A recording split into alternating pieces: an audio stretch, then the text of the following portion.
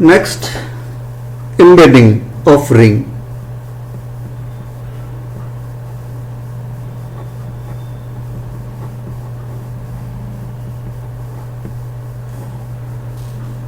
R can be embedded a ring. R का मतलब ring से है. A ring is embedded in R dash, is embedded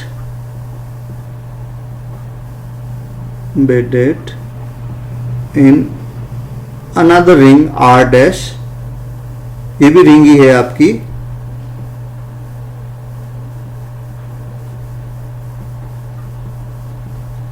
In another ring R dash if R dash contains, ये परिभाषा है, R dash contains subset S such that R dash में एक subset S इस तरह से हो कि R can be isomorphic to S, ये प्रॉपर्टी होल्ड होती हो, तो हम क्या कह सकते हैं कि रिंग R डैश में एम्बेडेड कहलाती है. यदि R डैश में एक सबसेट S विद्यमान हो जो R के आइसोमॉर्फिक हो, तो हम उसे रिंग एम्बेडेशन कहते हैं. एवरी रिंग, इसकी एक थ्योरम प्रूव करते हैं. Every ring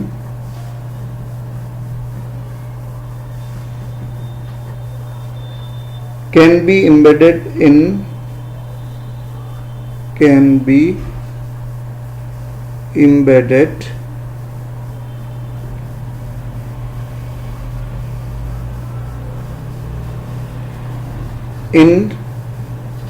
a ring with unity.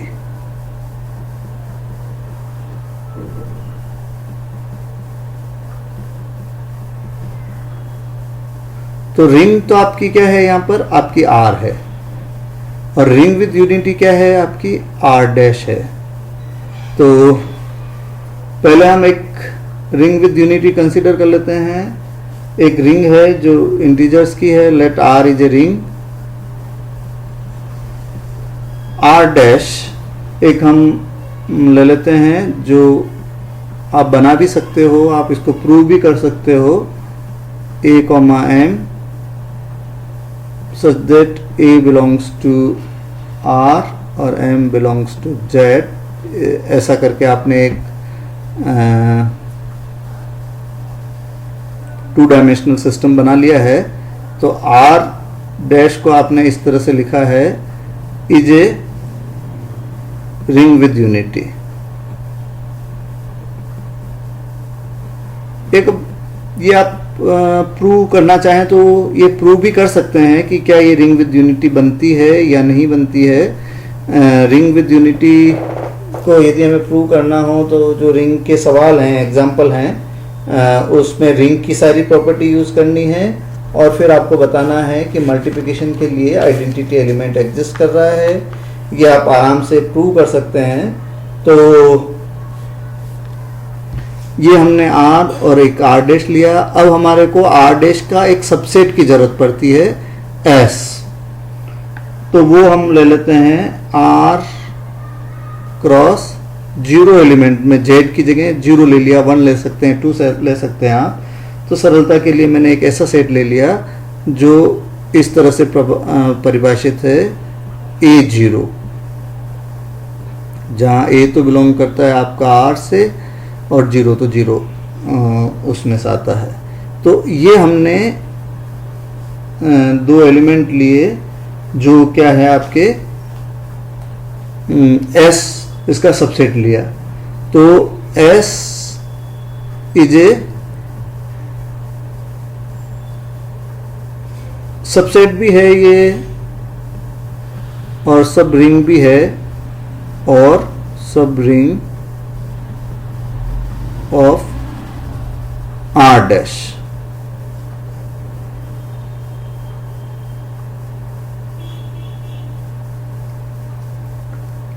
Subring of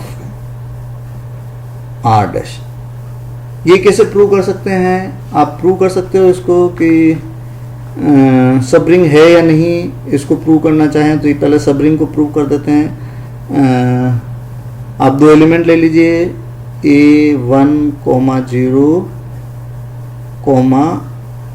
A2, 0 belongs to S।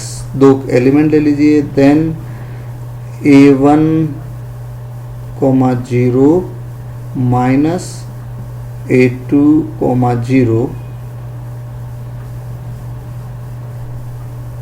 किसके बराबर होगा? इसको आप ऐसे लिख सकते हो, A1, 0 और प्लस इसको ऐसे लिख दीजिए आप माइनस A2, माइनस को अंदर भेज देते हैं, -0। और कुल मिलाकर ये क्या बन गया आपका? अब आप इसको करेंगे तो A1 माइनस A2, 0। तो ये किस में बिलोंग करता है? आपका S में बिलोंग करता है। इसी तरह से इनका गुणा करा दीजिए, A1, 0 डॉट A2, 0 इनका गुणा कराएंगे आप तो ये गुणा किसके बराबर आएगा? गुणा कैसे होता है? रियल पार्ट का रियल पार्ट से गुणा हो जाएगा और इमेजिनरी पार्ट का इमेजिनरी पार्ट से गुणा हो जाएगा। तो ये गुणा हो जाएगा आपका A1, A2 इसका इससे गुणा प्लस इसका इससे गुणा प्लस A1 इंटू 0 और प्लस 0 इंटू A2 और कोमा इधर राइट हैंड साइड में 0 से 0 गुणा हो जाएगा। तो कुल मिलाकर ये क्या बन गया आपका? A1, A2, 0 बन गया। और ये भी किस में बिलोंग करता है? आपका S में बिलोंग करता है। This implies that S is a sub ring. S क्या होगी? आपकी सब रिंग। यहाँ परिभाषा में थोड़ा सा सुधार कर लीजिए, ये सब सेट की बजाय क्या होना चाहिए? सब रिंग होना चाहिए। R is embedded in R dash, दूसरी रिंग में एम्बेडेड कहलाएगी यदि R dash contain a sub ring S such that R is isomorphic to S। S एक किसी दूसरी सब रिंग के आइसोमॉर्फिक हो। तो ये हमने प्रूव कर दिया कि S सब रिंग है। Now we have to prove that, now we will show, अब हमें क्या शो करना है कि जो R है वो आइसोमॉर्फिक है S के। फॉर दिस, इसको शो करने के लिए हम क्या करते हैं? एक फंक्शन डिफाइन करते हैं f, जो कहाँ से कहाँ तक जा रहा है? आपका R से S में जा रहा है। किस तरह से फंक्शन डिफाइन होगा? सच दैट डिफाइन, एक फंक्शन डिफाइन करिए जो किस तरह से डिफाइन होगा? आपका f ऑफ a किसके बराबर हो? S के एलिमेंट के बराबर होते हैं। S के एलिमेंट कैसे होते हैं? A0 तरह के एलिमेंट होते हैं।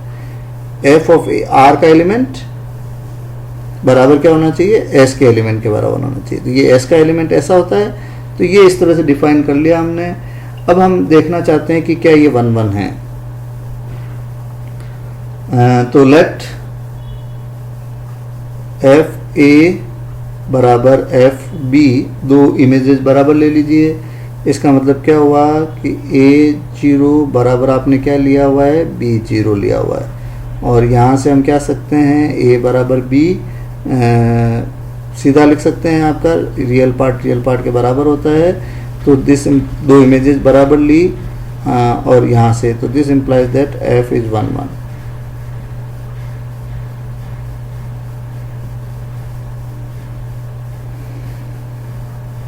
ऑन टू के लिए for all A,0 belongs to S, S के हर एक एलिमेंट के लिए there exist A belongs to R such that, वो किस तरह से है कि F ऑफ A किसके बराबर आप लिख सकते हो?